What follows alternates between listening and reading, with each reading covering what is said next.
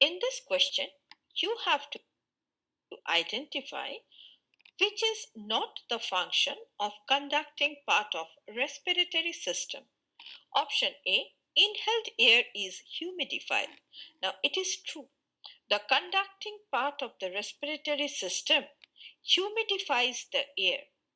Hence, it is incorrect option.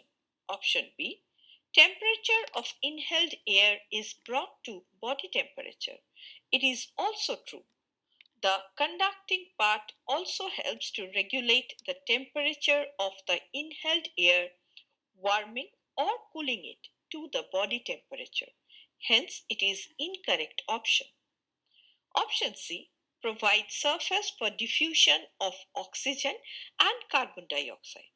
Now, the conducting part does not provide a surface for gas exchange, that is, diffusion for oxygen and carbon dioxide. This function is carried out by the alveoli. Hence, it is the correct option. Option D, it clears inhaled air from foreign particles. It is also true. The conducting part clears foreign particles through mucus and cilia, filtering the air before it reaches the lungs. Hence, it is incorrect option.